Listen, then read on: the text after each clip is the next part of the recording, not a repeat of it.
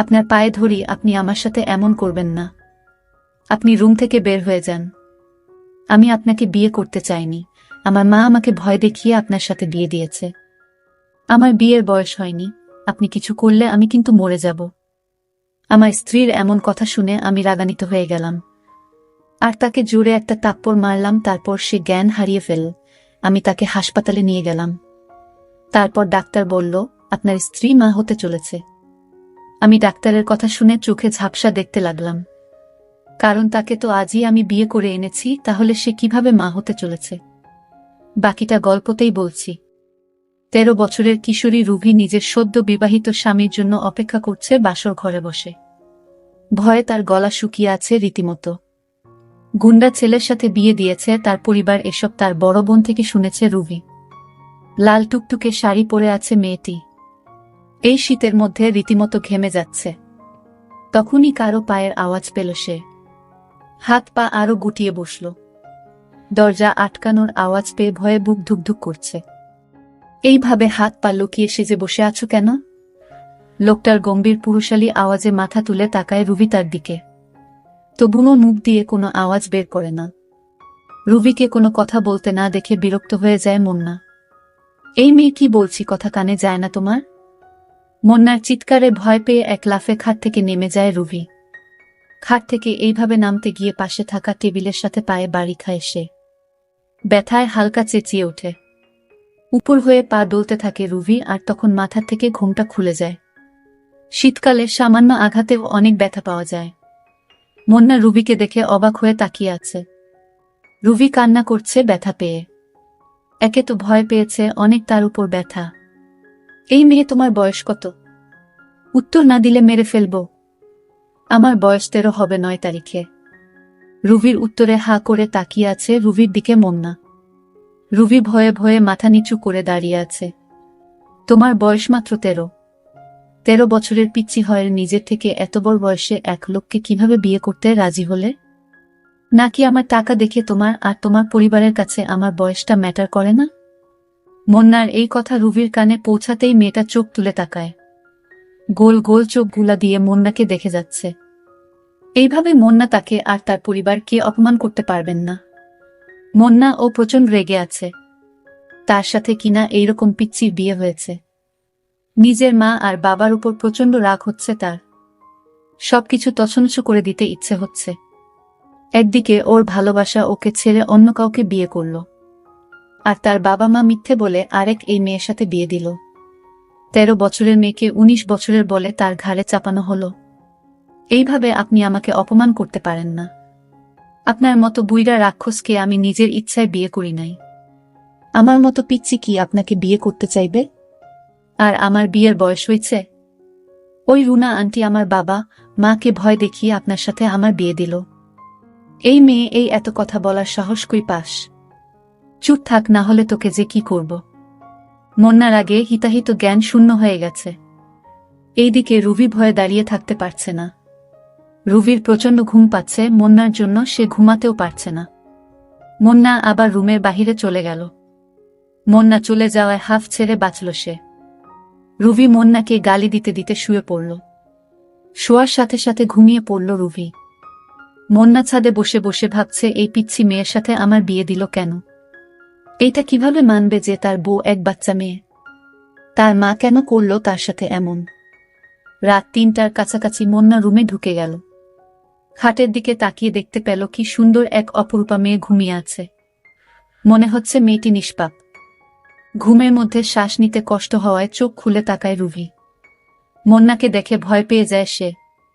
রুভি বলল, আপনি এখানে কেন? আপনি বাহিরে যান। আমি বাহিরে যাব কেন? তুমি তো আমার ঘরের বউ। দেখুন আমার বয়স কম, আপনি বাহিরে যান। রুভি এখনো বিশ্বাস করতে পারছে না তার সাথে কি হতে যাবে। তবে রুভি এসবের জন্য মোটেও প্রস্তুত না। ভয়ে কান্না করতে লাগল। মুন্নার কাছে রিকোয়েস্ট করতে লাগলো, আপনি চলে যান এখান থেকে। আপনার পায়ে পড়ি, আপনি চলে যান। মুন্না তখন রাগে ঘর থেকে বের হয়ে গেল।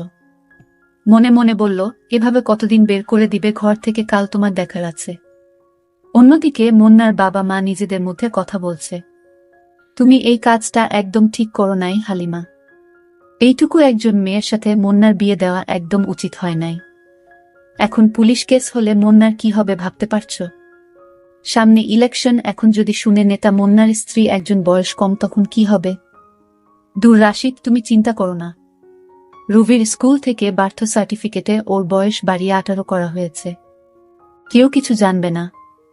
আর মুন্না, সে সত্যি জানার পর কিভাবে রিয়েক্ট করবে আমরা জানি না। ও কি জিনিস তুমি ভুলে গেছো কিভাবে? সাপের বিষদাঁত কিভাবে ভাঙে তা আমি খুব ভালোভাবে জানি রাশিদ। আর ও তো আমার সন্তান, আমি সব ঠিক সামলাতে পারব। রুবিকে কেন আমি মুন্নার বউ বানিয়েছি এটা নিশ্চয়ই তোমার অজানা নয়। তোমার পরিকল্পনা তুমি ভালো জানো হালিমা। আজ অবধি আমি কি বুঝতে পেরেছি তোমাকে? মিস্টার রাশিদের কথায় রহস্যজনক হাসি দেয় হালিমা। গুড নাইট রাশিদ, কাল বাকি কথা হবে, এখন ঘুমাও। আর তোমার আদরের ভাগ্নি তো আমার, ও তাই না, ওর কোনো ক্ষতি হবে না। এটাই ভালো। তুমিও জানো রুভি আমার জন্য কি। ওর কিছু হলে বুঝতেই পারছো। শুভরাত্রি। মুন্না রুভির রুম ছেড়ে অন্যদিকে ঘুরে বেঘরে ঘুমাচ্ছে। রুভির চোখ দিয়ে পানি গড়িয়ে পড়ছে। মেয়েটা কেমন নিশ্চুপ হয়ে আছে। কাঁদতে কাঁদতে এক পর্যায়ে রুভিও ঘুমিয়ে গেল। সকালবেলা 11টা নাগাদ মুন্নার ঘুম ভাঙল। সকাল বললে ভুল হবে তার। উঠে নিজের চোখ ডলে সাইডে রাখা ড্রেসিং টেবিলের দিকে তাকায় সে। আয়নায় তাকিয়ে অবাক হয়ে যায় মুন্না। মেয়েটা নিষ্পাপ শিশুর মতো ঘুমাচ্ছে। কিন্তু আমার রাতে তেমন ঘুম হয় না। সবারই ইচ্ছা থাকে এমন একটা রাতের আশায়, কিন্তু আমার কপালে কি যে জুটল। আমার কিছুই ভালো লাগছে না। একদিকে না পাইলাম নিজের ভালোবাসার মানুষকে, অন্যদিকে বিয়ে হওয়ার পরও আমার কপালে সুখ নেই। কারণ 13 বছরের মেয়ের কেমন বুদ্ধি থাকবে, বা সে স্বামীর মর্ম কি করে বুঝবে? আমার দুঃখ কষ্ট সে কি বুঝবে? কখনো না। আমি একটা হতাশার মধ্যে পড়ে গেলাম। আমি এখন কি করব তাই ভাবছি। আমি আমার মায়ের কাছে গিয়ে জিজ্ঞেস করলাম, মা তুমি এই পিচ্ছি মেয়ের সাথে আমাকে কেন বিয়ে দিলে? বিয়ে দেওয়ার আগে আমার মতামতের কথা তোমরা একবারও ভাবলে না। আমার ভালো মন্দ পছন্দ অপছন্দ বলতে কিছু আছে তো? মা তখন উত্তর দিল, তোর মতো এমন বেকার ছেলের কাছে কে বিয়ে দিবে? আমি যা করেছি তোর ভালোর জন্যই করেছি। মেয়েটা ভীষণ সুন্দরী, লক্ষ্মী একটা মেয়ে। মায়ের কথা শুনে আমার খুব রাগ হলো। আমি বলেছিলাম, মা তুমি তোমার বোমাকে নিয়ে সংসার করো, আমি আজই বাড়ি থেকে চলে যাব। কেন, তোর কি হয়েছে? বোমাকে পছন্দ হয়নি? পছন্দ হয়েছে, কিন্তু সে তো আমার কথা রাখে না। কি করে যে তোমাকে বুঝাই মা? তুমি আমার কষ্ট বুঝবে না মা। তুমি কি করে ভাবলে একটা অল্প বয়সী মেয়ে স্বামীর মন রক্ষা করতে পারবে? সে তো সংসার কি জিনিস সেটাই ভালো করে বুঝে না। মা তখন আমাকে সান্ত্বনা দিয়ে বলল, একটু সবুর করো, সব ঠিক হয়ে যাবে। পরের দিন রাতে আমার স্ত্রীর রুমে গেলাম, গিয়ে দেখি কান্না করছে। আমি তাকে ধমক দিয়ে বললাম, এই মেয়ে কি হয়েছে তোমার? তুমি এভাবে কান্না করছো কেন? তোমাকে কেউ মেরেছে নাকি? এমনভাবে কান্না করছো মনে হয় তোমাকে কেউ মেরেছে। একদম চুপ, কোনো কান্না চলবে না। আমি বললাম, রাতে খাবার খেয়ে শুয়ে পড়ো। আমি নিচে শুয়ে পড়লাম। মনে মনে ভাবলাম মেয়েটা অবশ্যই ভদ্র, কিন্তু ও আমাকে ভয় পায়। কিছুদিন গেলে হয়তো সব ঠিক হয়ে যাবে। নিজের মনকে সান্ত্বনা দিলাম নিজেই। এরপর দিন সারাদিন বাহিরে ছিলাম। রাতে ঘরে ফিরে দেখলাম আমার শাশুড়ি আম্মা আসলেন। আমি আমার শাশুড়িকে এই প্রথম দেখলাম, কারণ আমার বিয়েটা আমার মা আর শাশুড়ি আম্মা দুজন মিলে গোপনে কাজে এনে করিয়েছিল। কিন্তু আমার মা বুঝতে দেয় নাই যে এইটা তোর শাশুড়ি আম্মা। আমি আজ শাশুড়ি আম্মাকে দেখে চমকে উঠলাম। শাশুড়ি আম্মার বয়স খুবই কম। আমার কাছে মনে হচ্ছিল আমার বউ আর শাশুড়ি আম্মা দুই বোন। আসলে বিষয়টা আমার কাছে রহস্যজনক। এটা কি করে সম্ভব? আমি কিছুতেই বিশ্বাস করতে পারছি না এটা আমার শাশুড়ি আম্মা হতে পারে। আমি আমার শাশুড়ি আম্মাকে সালাম করলাম। শাশুড়ি মা বললেন, কেমন কাটছে তোমাদের বিয়ের জীবন? ভালো কাটছে না শাশুড়ি আম্মা আমাদের বিয়ের জীবন। আপনারা কেমন আমার কাছে এই অল্প বয়সী মেয়েকে বিয়ে দিলে, যে সংসার কি জিনিস সেটাই ভালো করে বুঝে না। আর আমারে দেখলে তো আপনার মেয়ে কান্না শুরু করে দেয়। ঠিক আছে বাবা, আমি আমার মেয়েকে আজ বুঝিয়ে সব বলে দেব। রাতে ঘরে শুনতে পেলাম আমার শাশুড়ি আর আমার স্ত্রীর মধ্যে আলাপন। আমার স্ত্রী বলল, মা তুমি এটা কি করলি? একটা বাজে ছেলের সাথে আমার বিয়ে দিয়ে দিলি। আমি তাদের কথা শুনে অবাক হয়ে গেলাম। আমার কাছে মনে হলো বিশাল বড় পাহাড়টা আমার মাথায় পড়ল। আমি তাদের কথা শুনে অবাক হয়ে গেলাম। আমার স্ত্রী আমাকে বাজে বলল কেন? তার মানে সে আমাকে পছন্দ করে না, তার অনিচ্ছায় বিয়ে হয়েছে। আমার মাথায় কিছু ঢুকছে না। আমি মহা চিন্তায় পড়ে গেলাম। তাদের সব কথা আমি শুনে ফেলি, কিন্তু সে আমার কাছে বিয়ে করল কেন? আমি এর রহস্য তো বুঝতে পারছি না। আমিও মনে মনে সিদ্ধান্ত নিলাম এর শেষ দেখব। পরের দিন সকালে আমার শাশুড়ি আমাকে বলল, বাবা, আমি আমার মেয়েকে সব বুঝিয়ে দিয়েছি, এখন থেকে তোমার সব কথা রাখবে। আমি বললাম, ঠিক আছে শাশুড়ি আম্মা যান। আমি রাতে আমার ঘরে ঢুকে দেখি আমার স্ত্রী আজ অনেক হাসি খুশি। আমি তাকে জিজ্ঞেস করলাম, কি তোমার এত হাসি হাসি লাগছে কেন? সে তখন উত্তর দিল, আমি কখন হাসব আর কখন কাঁদব এটা আমার ব্যক্তিগত বিষয়। আমি তার কথাটা কিছুতেই সহ্য করতে পারলাম না। আমি কাছে গিয়ে দিলাম একটা থাপ্পড়। এই মেয়ে, তুই আমায় কি ভাবছিস? মনে করছিস তোর সকল অপমান আমি মুখ বুজে সহ্য করব? কিন্তু থাপ্পড় মারার পর লক্ষ্য করলাম আমার স্ত্রী অজ্ঞান হয়ে গেল। আমি মনে মনে ভাবলাম, এটা আমি কি করলাম? মরে গেল না তো? তাড়াতাড়ি হাসপাতালে নিয়ে গেলাম। তারপর ডাক্তার বলল, আপনার স্ত্রী গর্ভবতী। আপনি বাবা হতে যাচ্ছেন, মিষ্টি খাওয়ান। আমি ডাক্তারের কথা শুনে অবাক হয়ে গেলাম। আমি দু চোখ দিয়ে অন্ধকার দেখতে পেলাম। আমার মাথায় মনে হয় বাজ পড়ল। এটা কি করে সম্ভব? আমি তা কিছুই বুঝতে পারলাম না। এটা কোনো ধরনের পরীক্ষা? আমি ডাক্তারকে বললাম, দেখুন স্যার, আপনাদের কোথাও ভুল হচ্ছে। আপনারা আবার পরীক্ষা করে দেখুন, কারণ আমার সাথে তার কিছুই হয়নি। আমি আল্লাহকে ডাকতে লাগলাম, আল্লাহ, এটা আমায় কোনো পরীক্ষায় ফেলেছ। বিয়ে হয়েছে মাত্র কয়েকদিন হলো, এখনই গর্ভবতী। এটা আমি মেনে নিতে পারবো না। ডাক্তার সাহেব আমাকে তার সমস্ত রিপোর্ট দেখালো। ডাক্তার সাহেব ঠিকই বলেছে, আমার স্ত্রী মা হতে চলেছে। এটা রিপোর্ট দেখে স্পষ্ট বোঝা যাচ্ছে। আমি হাসপাতালের বারান্দায় মনমরা অবস্থায় দাঁড়িয়ে রইলাম। ডাক্তার বাবু কিছুক্ষণ পর বলল, আপনার স্ত্রীর জ্ঞান ফিরেছে। আপনি এখন তাকে বাসায় নিয়ে যেতে পারেন। আমরা কিছু ওষুধ লিখে দিচ্ছি, সেগুলো খাওয়ালে সব ঠিক হয়ে যাবে। আমি তাকে বাসায় নিয়ে গেলাম। মা বলল, বৌমার কি হয়েছিল বাবা? তুই ওরে হাসপাতাল নিয়েছিলি কেন? মা, তোমার বৌমা মা হতে চলেছে, তোমাকে আজ একটা খুশির খবর দিলাম। মা বলল, এটা তো খুশির খবর, আমার ঘরে নতুন মেহমান আসছে। আমি বললাম, মা, আমার বিয়ে হয়েছে কয়দিন হয়েছে সেই হিসাব তোমার কাছে আছে। আর তুমি নিশ্চয় ভালো করেই জানো আমার বিয়ে হয়েছে মাত্র 1 মাসও হয়নি। তাহলে সে কিভাবে মা হতে চলেছে?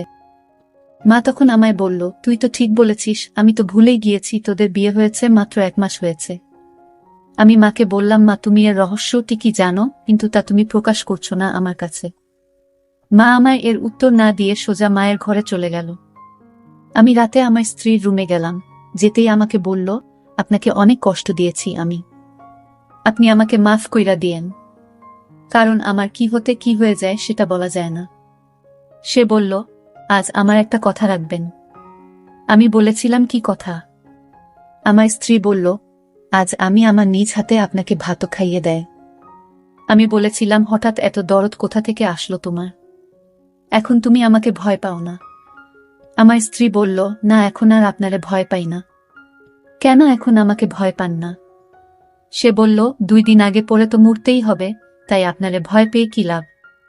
আমি তখন রাগে বললাম, তুই এখনই আমার ঘর থেকে বের হ। তোর কাছে আমার কিছু পাওনা দাওনা নেই। তুই বের হ আমার ঘর থেকে। আমি আমার স্বামীর পায়ে ধরে বললাম, আপনি আমারে আপনার ঘর থেকে বের করে দিয়েন না। সে আমার পায়ে ধরে কান্না করতে লাগলো। ঠিক আছে, আমার ঘরে তোকে জায়গা দিতে পারি, একটা শর্তে। তুই বলবি এত তাড়াতাড়ি তুই কিভাবে মা হতে চললি। সবকিছুই আপনাকে বলবো, আমি আপনারে কথা দিলাম, কিন্তু আমারে ঘর থেকে বের করে দিয়েন না। ঠিক আছে, তাহলে বলো, তুই এত তাড়াতাড়ি কেমন হইলি? সে তখন আমার কাছে তার সত্য ঘটনাটা খুলে বলল। আমি সেটা শোনার সাথে সাথেই আমি মাটিতে লুটিয়ে পড়ি। তার এই কথা শোনার পর আমার 2 দিন যাবত আমি অজ্ঞান অবস্থায় পড়ে রইলাম। সে আমাকে বলেছিল আমার বাবার টাকা পয়সা সম্পত্তি অনেক ছিল। আমি একজনকে খুব ভালোবাসতাম। বিয়ের আগে সে আমার সাথে ফেরশতার মতো আচরণ করত। আমি ভেবেছিলাম সে অনেক ভালো। আমি বাবাকে বলেছিলাম, বাবা, বিয়ে যদি করতে হয় তাহলে আমি ওকেই করব। ছেলেটির নাম ছিল রামিম। আমি রামিমকে আমার জীবনের চাইতেও বেশি ভালোবাসতাম। বাবা তখন বলেছিল এই ছেলের সাথে বিয়ে আমি দিতে পারবো না। আমার বাবা আমাকে বারবার নিষেধ করেছিল। আমি বাবাকে পরিষ্কারভাবে জানিয়ে দিলাম আমি তাকে ছাড়া বাঁচব না। আমি আরও বলেছিলাম যদি তুমি রামিমের সাথে যদি বিয়ে না দাও তাহলে আমাকে চিরদিনের জন্য হারাবে বাবা। বাবা শেষ পর্যন্ত আমার কথা মেনে নিল এবং সেই ছেলের সাথে আমার বিয়ে দিয়ে দিল। বিয়ের 2-3 মাস আমার ভালোই কাটছিল। কিছুদিন পর তার আসল রূপ বেরিয়ে পড়ল। সে আমাকে প্রতিদিন আমার প্রতি অত্যাচার করত আর বলতো তোর বাবার কাছ থেকে টাকা নিয়ে কাল আমার ঘরে আসবে, নইলে তোর এই ঘরে কোনো জায়গা নাই। আমি বেশ কিছুদিন টাকা এনে দিয়েছিলাম, কিন্তু আমাকে খুব মারধর করত একটু কিছু হলে। পরে জানতে পারলাম রামিম ছেলেটি ভালো না, এর আগে আরও একটি মেয়েকে বিয়ে করে তার বাবার কাছে থেকে টাকা নিয়ে তাকে ছেড়ে দিয়েছে। সবাই এই ছেলেটিকে ভয় পায়, তার মুখের উপর কেউ কথা বলতে পারে না। যাকে ইচ্ছা তাকে সে নির্দ্বিধায় মেরে ফেলত। আমি তার এই চরিত্র দেখে ভাবলাম আমি একাকে বিয়ে করেছি, সে তো একটা দুশ্চরিত্র। তারপর বাবা আমাকে রামিমের ঘর থেকে নিয়ে আসে। এটাই আমার শাস্তি। আমার বাবার কথা না শোনার কারণে আজ আমার এই অবস্থা। তারপর রামিমকে আমি ডিভোর্স দিয়ে দিলাম। ডিভোর্স দেওয়ার পরও রামিম আমাদের বাড়িতে আসতো আর বাবাকে ভয় দেখিয়ে টাকা নিয়ে যেত। তারপর মা ভাবল তার ভাইয়ের ছেলের সাথে আমার বিয়ে দিবে, মানে আপনার সঙ্গে বিয়ে দিয়ে দিল। সত্যিকার অর্থে আপনার সাথে আমার বিয়ে হয়নি। আমাকে সেফ রাখার জন্য আপনার ঘরে আনা হয় বিয়ের নাটকে। এটা শুধু বিয়ের নাটক ছিল, কারণ আপনি নাকি অনেক সাহসী, তাই আপনার কাছে আমি সেফ থাকব, আর তাই আপনার সাথে আমার মিথ্যা বিয়ে দিয়ে দিল। আজ ডাক্তার যে বলল আমি মা হতে চলেছি, এটা রামিমের সন্তান। আপনি ভয় পাবেন না, কারণ আমি এই বিয়েতে রাজি ছিলাম না।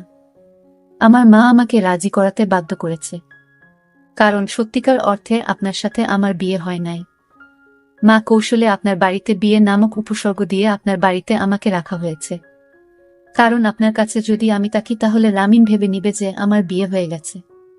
যেহেতু আপনার সাথে আমার বিয়ে হয়নি, এটা যেহেতু নাটক ছিল, তাই আমি আপনার সাথে দুর্ব্যবহার করেছি। আপনি আমাকে ক্ষমা কইরা দিয়েন। আমি কাল যেদিকে দুচোখ যায় সেই দিকেই চলে যাব, তাও আপনারে আর কষ্ট দিব না। আমার নাটকীয় স্বামী তখন বলল, আমি যে তোমারে ভালোবেসে ফেলেছি, এখন কি তুমি আমাকে ফিরিয়ে দিবে? আমার ঘরেই 4টা জীবন থেকে যাও, আমি তোমার সকল দায়িত্ব নিয়ে নিলাম। তুমি যদি রাজি থাকো তাহলে আমি তোমাকে সত্যি বিয়ে করতে রাজি। ওর কথা শুনে মনে হলো আমি আবার নতুন একটা জীবন পেয়েছি। তারপর বাকি জীবনটা তার ঘরেই কাটিয়ে দিলাম। বন্ধুরা, গল্পটি কেমন লাগলো তোমরা কমেন্ট করে জানিয়ে দিও। আর এরকম গল্প পেতে আমার চ্যানেলটিকে সাবস্ক্রাইব করে পাশে থাকুন। ধন্যবাদ।